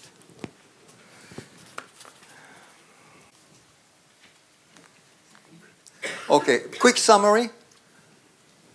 Those are the many conditions that 80% of the population, unfortunately, will suffer from.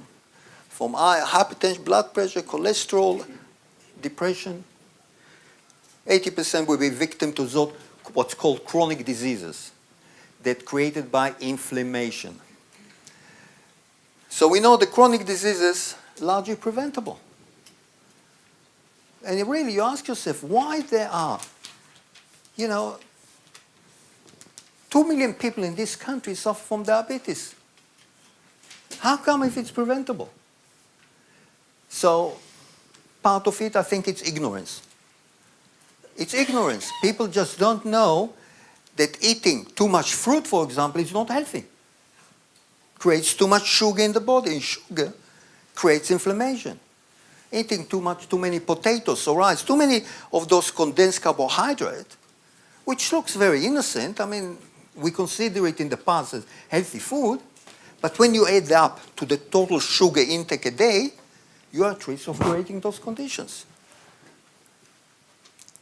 And we know that there is a clear correlation between lifestyle and level of activity and stress management with chronic diseases. People who are stressed all the time don't come to Spiritgrow, don't meditate with label, don't do some yoga, for example, breathing, have high cortisol level. And what does cortisol do? Links to sugar, deposit in fat deposit, and indirectly increase inflammation in the body. So each of those count, but I regard nutrition as number one. The most important part in lifestyle is nutrition. People who just exercise and don't eat correctly, unfortunately, they will see only 50% of the result that they could achieve with correct nutrition, even less than 50% for many. The overall genetic risks of obesity, cardiovascular diseases, metabolic syndrome, and diabetes are dwarfed by lifestyle choices. So lifestyle choices, even in some studies that I've seen daily, and as I shared with you, I'm every night sitting on studies from leading universities in the world, all of them showed that your genes are not to blame. In 99% of the case, your genes are not to blame. It's your lifestyle. And if you are ready to admit it, and you take action, you can reverse it at any age. No? I ask you. Now, when people look at it, it's like it hits you because of the cosmetic effect.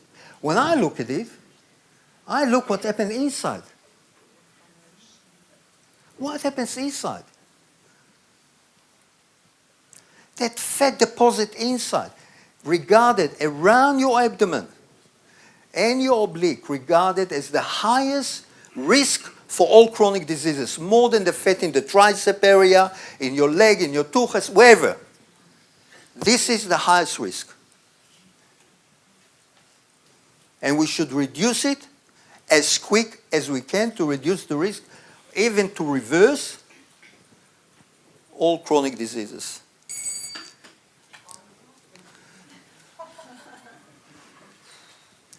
Okay, here we have different type of exercise. This is one that I'm adding today, core. Core is regarded all this section with abdominal, pelvis, oblique muscle. Now, if you imagine the human body, we have a skeleton. Now, if you look at the skeleton and muscles attached to this skeleton, it's like a hanger that you hang your dress on. Now, if this hanger is straight, the dress looks attractive. But what happens if the hanger is a bit fakund? You know, a bit here down, a bit here up. How will the dress look? And that's exactly what happened to us.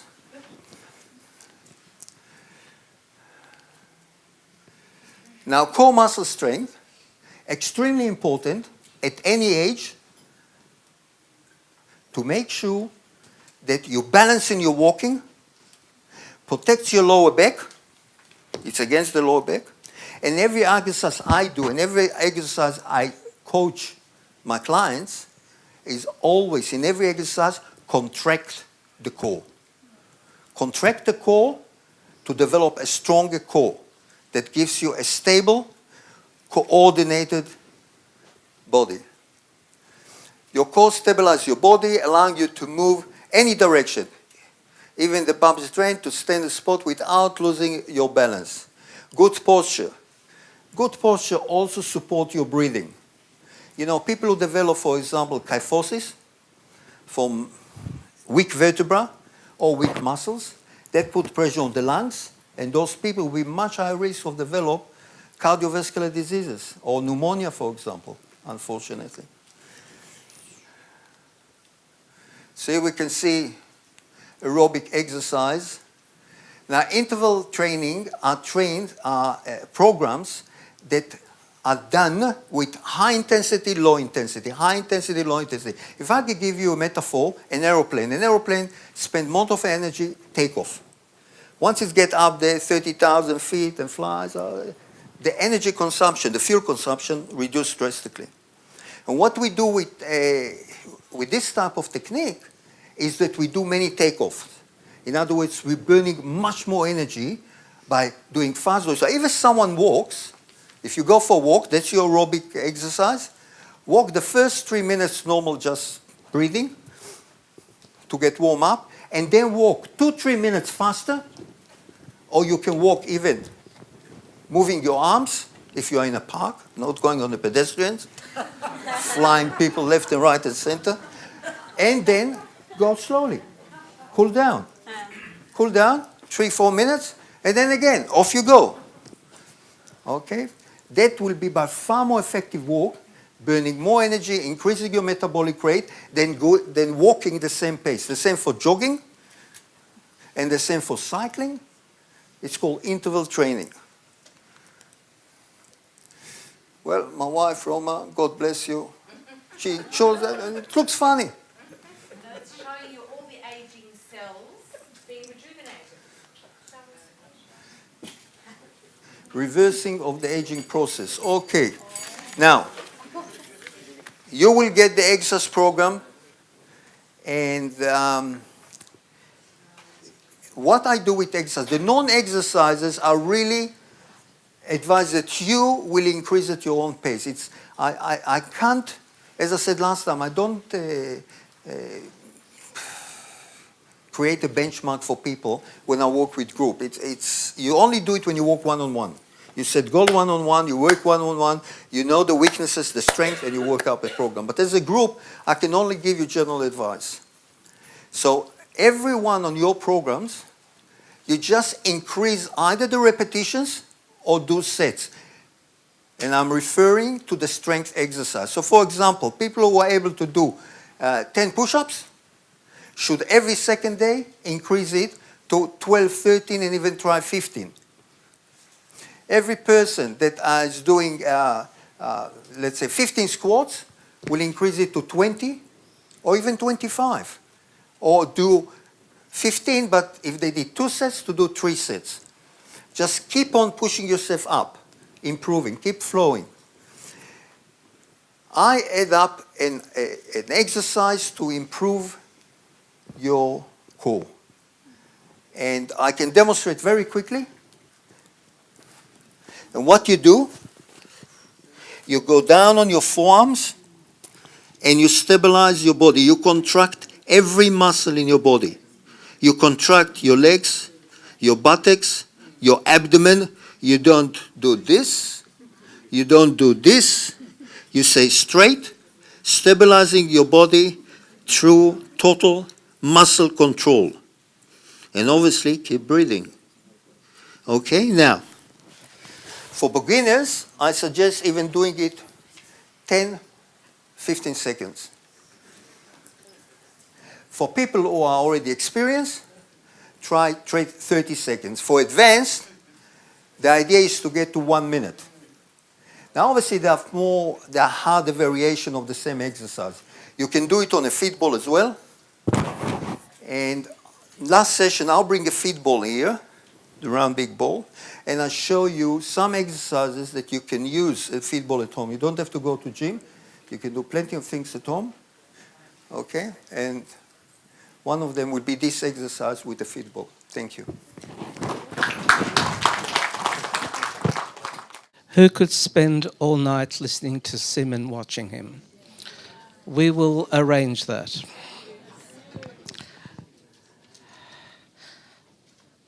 If the thought of exercise raises your pulse rate, heart rate, I'm going to now invite Bev to lower it again. One of the things that meditation has the capacity to do, other than relax you and de-stress you, is also something more long-term in terms of changing the way you think and the way you feel, and indeed even the way you behave. One of the exciting new areas in research is, in fact, modification of thoughts and through the elasticity of the brain and the like.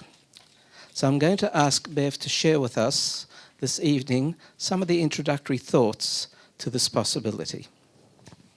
So, welcome to session 3, in which we're going to continue to be exploring meditation as a powerful anti-stress tool that we can activate from within our being, and that also enables us to open up whole new vistas of possibility and choice in any one instant. Before we begin though, let's consider the written feedback from last week, when after a brief meditation where we focused on the senses, we focused on the breathing, and then we focused on any shift in experience, 92 of you who provided written feedback used 77 different words to describe your experience.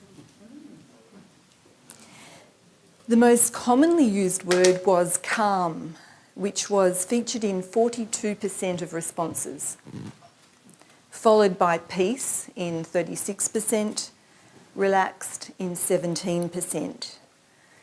Then the word stillness came next, followed by quiet, tranquility, focused and slowing down in thoughts or in heart rate.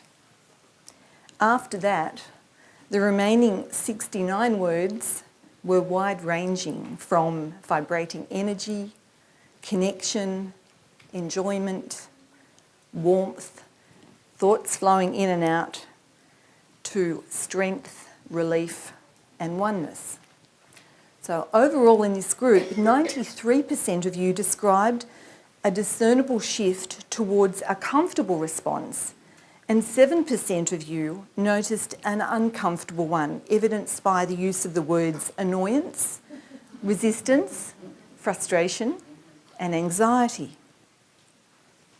It's true to say that we all at times find ourselves moving through different levels of discomfort and uncomfortable emotions, different levels of annoyance, resistance, frustration, discomfort, or the build-up of anxious responses.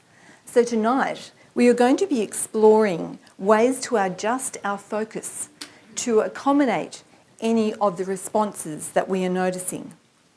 There's nothing wrong with what we are noticing. It's the very point of noticing that allows us to create the space to shift a response that may not be useful to us at that point in time. And for those of you who experienced a discernible shift towards comfort, it is an indicator that you are harnessing your natural ability to within a matter of minutes now actually, because that's as long as the exercise was, to activate the parasympathetic nervous system, which counterbalances the stress response. And it is good for all of us to be equipping ourselves with a repertoire of ways of responding, and that's what we are going to be focusing on tonight. Our transformative power lies in our ability to open up the space of thoughts and feelings to enable us to choose our response.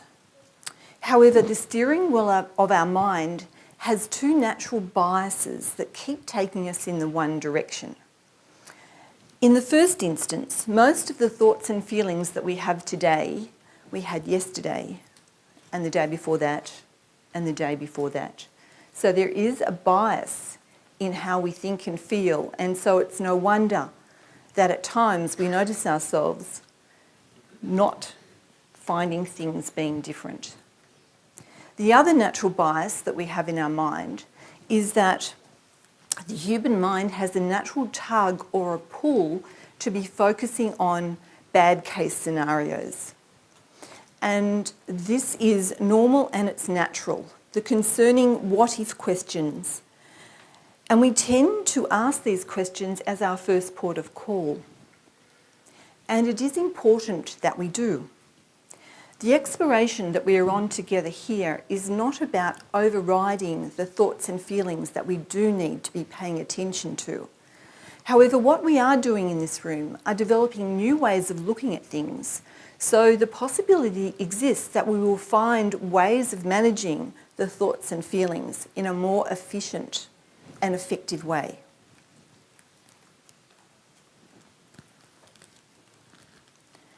And now that we can shift our attention to the quantum level and hold two realities, as I spoke about last week, we can notice that the pull of the steering wheel of our mind to be focusing on bad case scenarios is actually confers upon us a survival value.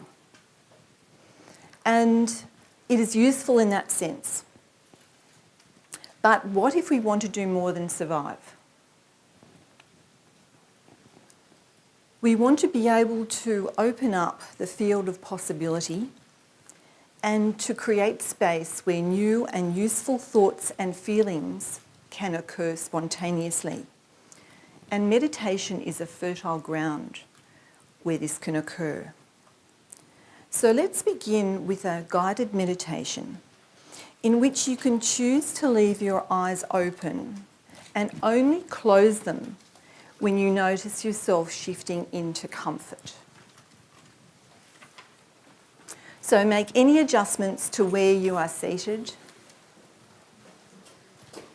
so that you can be sitting comfortably. And at any time that you notice yourself shifting into comfort, close your eyes. And as you're sitting there, you can notice your feet in contact with the floor. Become aware of any sounds as people are settling down. Become aware of the sensations within your fingertips.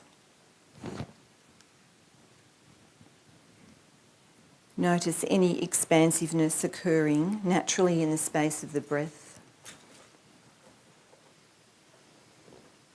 Whether it's in the nose or the mouth, whether you're experiencing spaciousness at the front of the chest, at the side of the chest, and possibly in the abdomen. And there is nothing you need to do or change, as you are simply tuning in to the soft and gentle inner vibration of the breathing. And for those of you with your eyes open, you can be casting your gaze on a colour, object, texture, or play of light that is attracting your attention somewhere up the front of the room, in the front of your field of vision. And you can look at it as if you have never seen it before, noticing all of its unusualness. And whether you're gazing outwardly now or inwardly with your eyes closed, simply notice what you are noticing. And allow yourself the space to be moving into stillness on the gentle flow of the breath.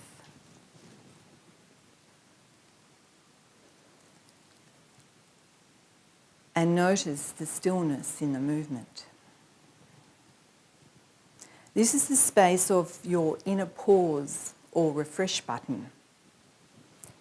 And as you are remaining connected to your feet, you can notice that it seems kind of comfortable, even to know you have one.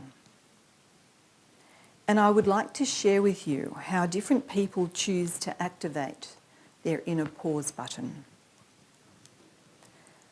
One woman notices that when she becomes aware of her contact with her feet as she's standing on the floor, she can watch a teenage member of her family have what she calls an emotional meltdown in front of her.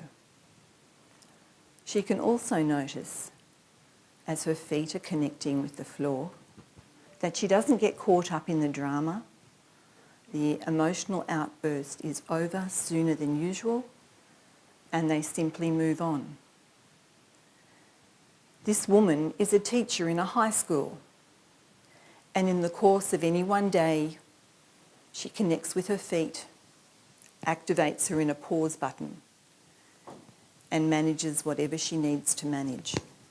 In the classroom, inviting in the protective comfort, clarity, and choice that this space opens up for her. Then there's the barrister in the court of law who looks down at his feet to increase his connection with the floor.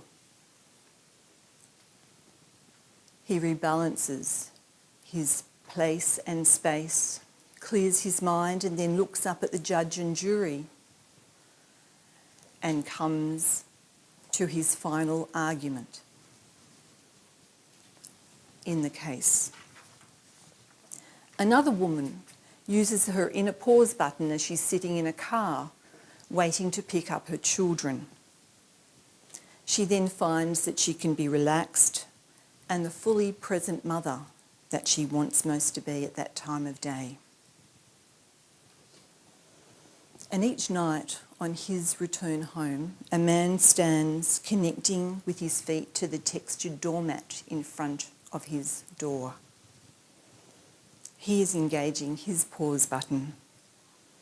And as he brushes off his suit, literally with his hands to shed the thoughts and feelings associated with the day, he declares the day complete, opens the door, and moves into the comfort of his own home. In the space in which you are sitting now, a time where you might want to activate your pause button may come to mind, and it may not. However, I'm inviting you when you are ready to consider the possibility that your pause button is something that you may find useful in your own life. And when you're ready, slowly and gently bring yourself back to an awareness of being in this room. Just bringing yourself back now.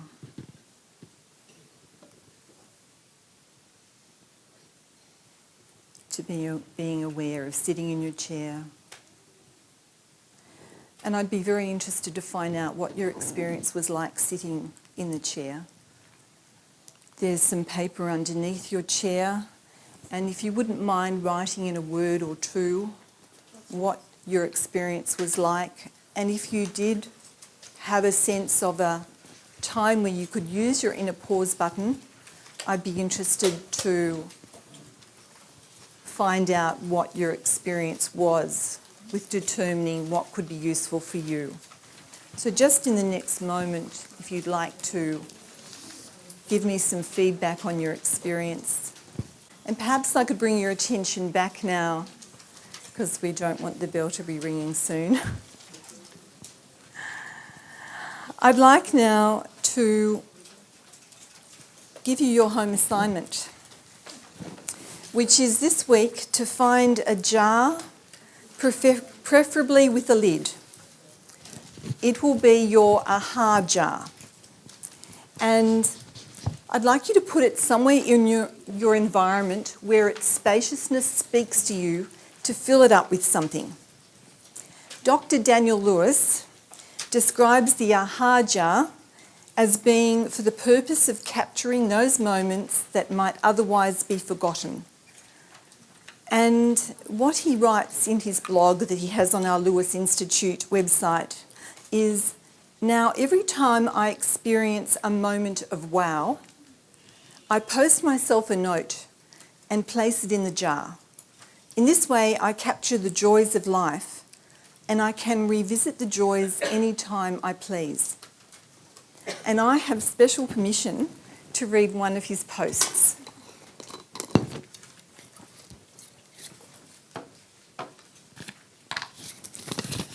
And it says, the mouth-watering taste and smell of fresh, ripe figs grown in our back garden that the possums have left for us to eat.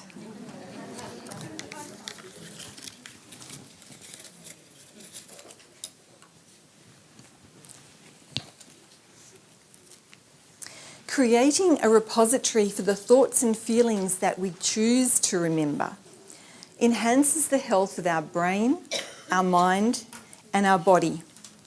Neuroscientists are saying that our brain is like a garden in which old thoughts and feelings can proliferate like an overgrown jungle unless they are pruned back. So we actually prune them back by not paying attention to the old thoughts and feelings that are not serving us.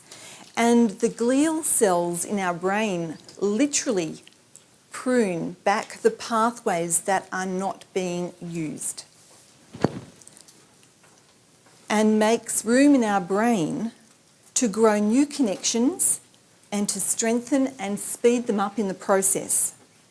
This can translate into new ways of thinking, feeling and behaving that can enrich the quality of our lives. In our next meditation, I would like to guide you through an exploration of one possible aha moment. So you can either choose an external point to focus on, somewhere that you haven't seen before, or you can just close your eyes when you're ready to move into comfort.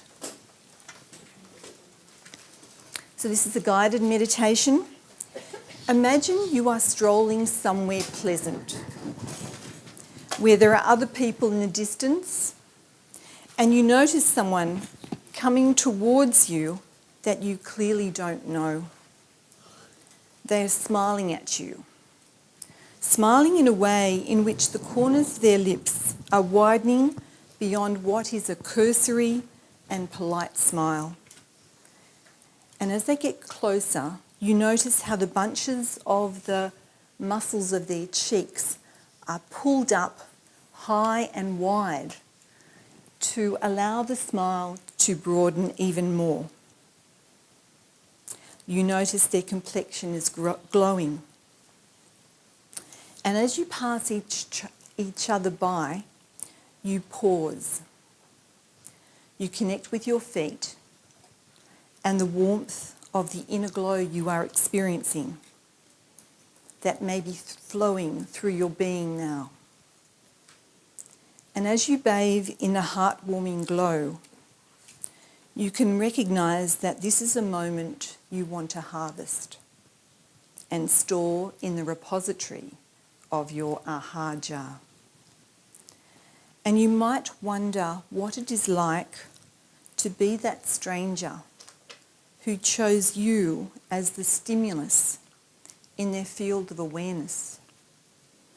And in that space, they chose to respond simply by extending an expansive smile.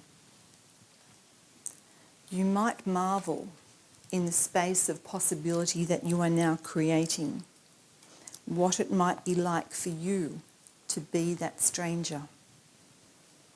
and to choose to extend a smile to someone you don't know and without expecting any response, as you simply choose to connect with the light of your own being and to extend this light outwards.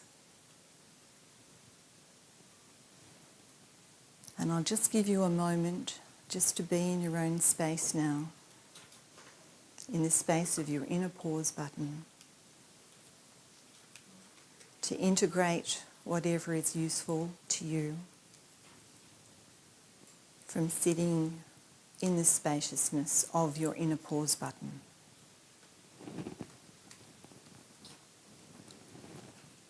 And then when you are ready, slowly and gently bring yourself back into an awareness of sitting in a chair in this room.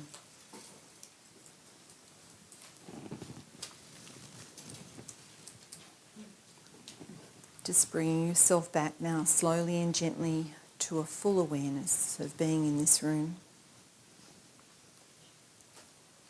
And I'd like to thank you again for your focused attention and for being willing to be exploring the possibility of what we can discover as a group and as individuals at Spiritgrow.